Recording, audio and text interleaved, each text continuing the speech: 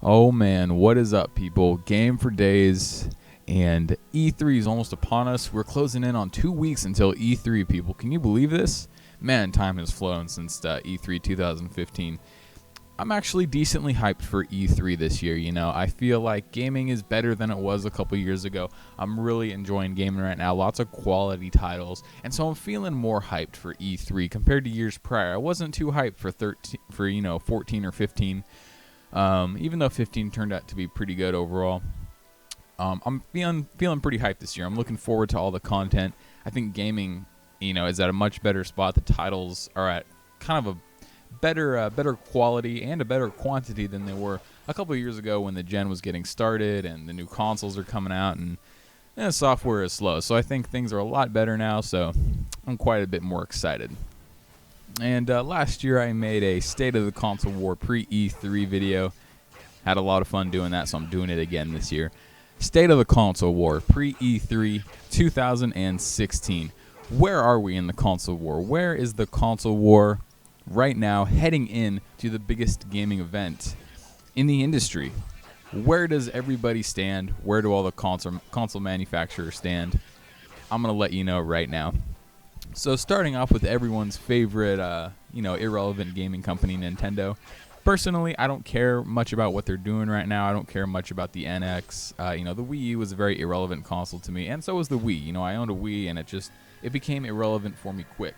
I feel like they're not really, Nintendo isn't necessarily in touch with gamers or the industry. It doesn't seem like.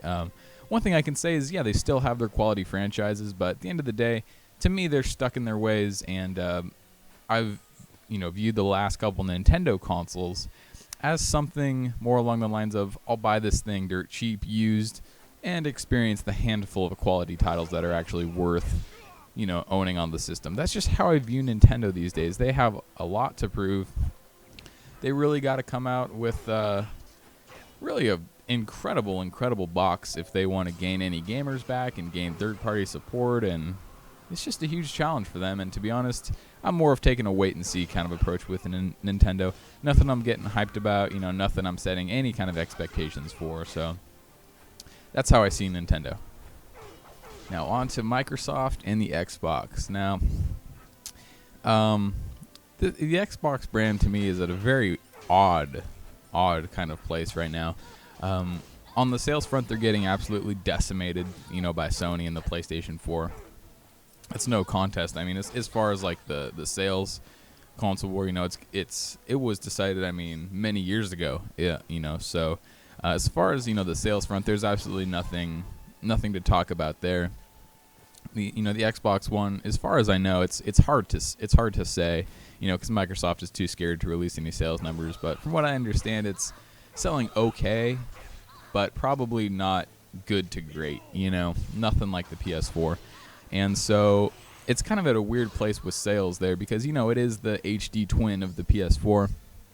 And then, looking at the lineup of it, really, nothing noteworthy as far as any notable games or big games that have come out in the last few months, I would say, for this whole year. There's been Quantum Break, obviously, and, that was the Xbox's, big kind of AAA threat, exclusive killer app for the system for the year, and was met with, pretty mediocre sales and just really kind of lukewarm, critic reviews and player impressions and community impressions. It, just turned out to be just an okay game. So, and aside from Quantum Break, there really, hasn't been anything really too notable, about the Xbox One's lineup. I'm actually looking at the yearly lineup right now, what's come out for the system for the year, and to be honest, it's mostly just multiplats. I'm looking at at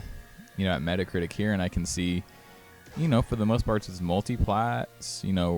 Rocket League. Let's see, multiplats.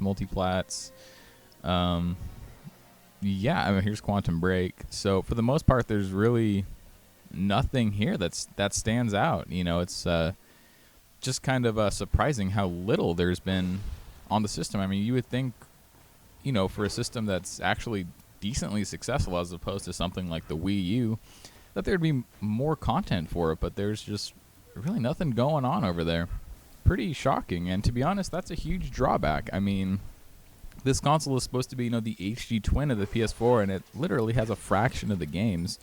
It doesn't even have as many multiplats or kind of AA, also on PC type games as PS4. And then obviously you go over to look at PS4's lineup for the year, and it's a world of difference. So on the games front, Microsoft has a lot of work to do here. I mean, I can't imagine if you're one of these Xbox, only Xbox kind of person, that you're too happy with Microsoft right now. I know I wouldn't be if looking at this list, if this was my entire selection of choices I had for the console, especially, comparing it to, what people over on PlayStation are enjoying. It's a stark contrast. I personally would not be happy with it. So, yeah, in my opinion, Microsoft has a lot of work to do on the games front. I don't know why there isn't anything going on in terms of games, but I mean, I guess it would explain why, so many, extreme and rabid Xbots are just going crazy and having so much time to talk about PlayStation and rant about PlayStation and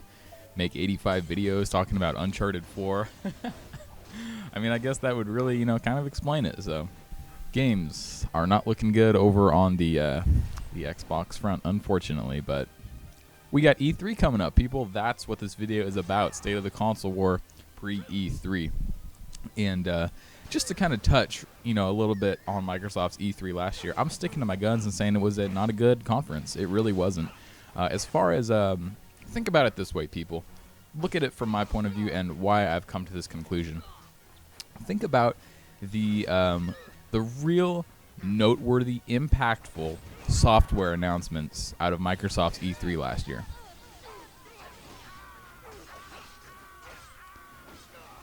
Exactly. It's hard to think of any because there weren't many. You had, a Halo 5 gameplay kind of demo, which was pretty good.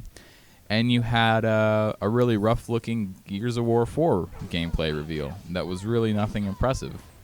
And those were, like the big ones, and they weren't even really anything impressive or impactful. Aside from that, you had your standard kind of run-of-the-mill Forza announcement, which you're going to get every single year. You had a ReCore announcement, which was pure CGI, no screenshots, no gameplay details, no actual gameplay clips, no gameplay trailer, nothing. You had a Sea of Thieves trailer, which was just kind of like didn't really show anything. Again, it was just kind of like a kind of a CGI type thing. Maybe showing off a little bit of the environments. Again, absolutely nothing that would leave an impact in like the minds of gamers. Something that would really last and kind of stay with you. And aside from that, I'm trying to think if there were any other, notable game announcements. I really don't think there was anything else. I'm going to go back and look, but that was like everything. And it's not enough. It's not enough. And I know, Microsoft relied heavily on this backwards compatibility announcement, but I'm sorry. In my opinion, at your conference, when your megaton is the ability to play a select few old games, not impressed. That is not a victorious type conference for me. That's just junk. To me, that's junk. And I stand by that. It was not a good conference. And you compare it to Sony's, and look at Sony's big reveals. Their games and their software really spoke for themselves and made a much stronger, lasting impact compared to Microsoft's. And that's why everyone was talking about PlayStation's, games as opposed to Xbox's games, because they looked so much better. The Last Guardian had a 6-7 minute beefy gameplay reveal. Horizon Zero Dawn had an incredible trailer, and then another 7 minutes of super meaty, thorough gameplay. Uncharted 4 had, again, a very, very, very impressive showing. People were literally making reaction videos to all of these games. All over the internet, reaction videos. That's how strong these reveals were. A world of difference compared to what Microsoft was doing. So, to me, that is how you win E3. Really, impactful software announcements and, showing the gameplay. And that's why Microsoft did not do well last year. That's my point of view on it. So I really think that's what they need to do if they want to claim an E3 victory like Sony did. But don't get it twisted. I think Microsoft could come out swinging this year. They very well could. I mean, they're getting their ass beat so hard. They're getting, beat into the ground so terribly bad that I think they're in a position where they may just pull out all the stops and really, really impress. So we'll see. We'll see. Moving on to the current king, the current champion, Sony and PlayStation. So in terms of the console war, sales over 2-1 lead over its nearest competitor, 40 million. 40 million. You heard that correct. I'll say it one more time. 40 million consoles in the homes of consumers. 40 million PlayStation 4s in the homes of consumers, not not getting transported on a bus, across countries, not sitting on warehouse shelves. No. 40 million sitting in the homes of consumers. Sony is dominating. They really are, the king of this generation. And so that's on the sales front. On the software front, it's been great, especially this year. This year has been absolutely fantastic. You really don't need me to sit here and break down the whole entire, lineup of games for you. You don't need me to break down Gravity Rush, The Witness, Alien Nation, Street Fighter, MLB, Ratchet and Clank, Uncharted. Yada, yada, yada, et cetera, et cetera. Everyone knows that the lineup is absolutely incredible this year. They're just doing a fantastic job. So Sony and the PlayStation 4 are the clear front runners of the generation. And it's really not showing any signs of slowing down.